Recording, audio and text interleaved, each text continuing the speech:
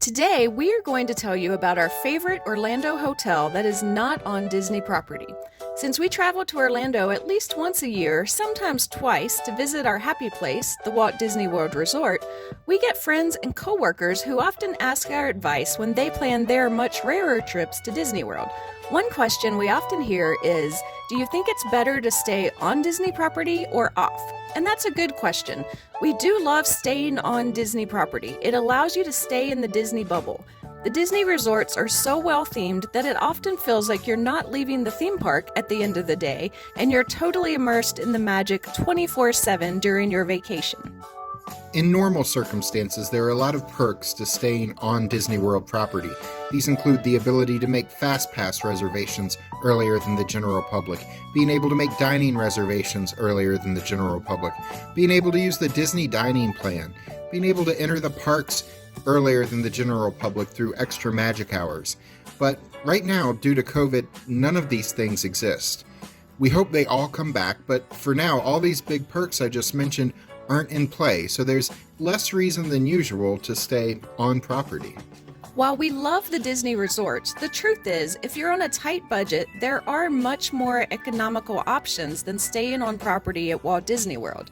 We often stay at the Disney World resorts, but we also stay off property at times too. And we wouldn't suggest anyone going into a large amount of debt just to stay on property, because coming home to a big credit card bill at the end of your vacation is no fun at all. Which brings us to our tour of our favorite off-property hotel, which is a very economical option. It is the Red Lion Hotel Orlando, Lake Buena Vista South in nearby Kissimmee, Florida.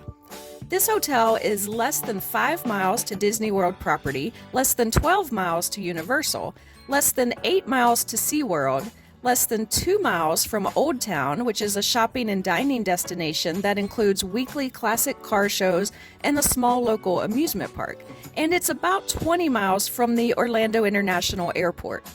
Here's the lobby. There's a desk in the lobby where you can buy tickets for local attractions, but you should buy those tickets online in advance, as in the age of COVID, many attractions require advanced reservations that could fill up.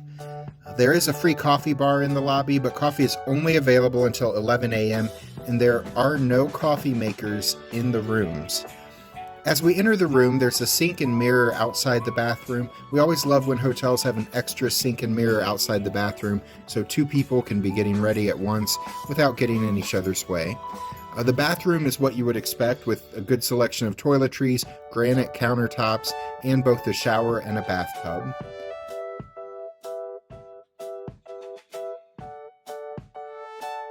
And outside the bathroom, there's a closet with a shelf, hangers for your clothes, a luggage rack, an iron, and an ironing board. We had a 2-queen bedroom. We found the beds and pillows here to be pretty comfortable. Now, that is subjective, of course, but we spent half the trip here visiting non-Disney attractions and then half the trip at an on-property Disney resort, and the beds were more comfortable here than the hotel we stayed at on property. There's one nightstand between the two beds that had charging stations on the side to charge your devices.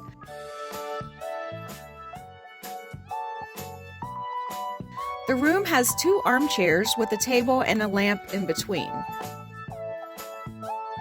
They have a 55-inch wall-mounted flat-panel TV across from the bed. Under that, there's a safe, a mini fridge, and a small microwave.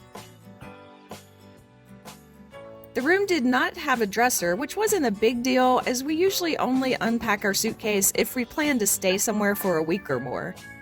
The room was nice and comfortable, and our room had a great view of our favorite part of the hotel, the pool area. This hotel has a heated pool with a hot tub and a lazy river. We spent several hours in this area. It was a lot of fun. The lazy river is part of a separate gated area that also includes a water slide. And that lazy river area is open fewer hours during the day than the pool and hot tub, as it had to be staffed with lifeguards while there were no lifeguards in the pool and hot tub area. The hours are listed on a chalkboard in the lobby, so check out the hours and plan accordingly. This was a much nicer pool area than the average non-Disney, non-universal hotel in Orlando. There's a poolside bar. It's only open in the summer, so we didn't get to visit it since we stayed here last March. Additionally, they also have bike rentals that are complimentary for hotel guests. They've got tennis courts, a playground, a fitness center. So there's a number of recreation options here. And they also have a business center on site if you need to use a computer or printer during your stay. The hotel does have one restaurant as well. However, it has not reopened yet since closing for COVID. Their website still says it is temporarily closed as of March 1st, 2021, but the restaurant is called Tortilla Rica Cantina and Grill. It offers Mexican cuisine for lunch and dinner. At breakfast, they serve typical hotel breakfast food for about $10 a meal or less. They have indoor and outdoor seating. We didn't try this restaurant, so we can't say what we thought of it, but it gets 3.5 out of 5 stars on TripAdvisor and Yelp if that helps you decide the quality level. The hotel website does say they currently offer grab-and-go breakfast since the restaurant is closed.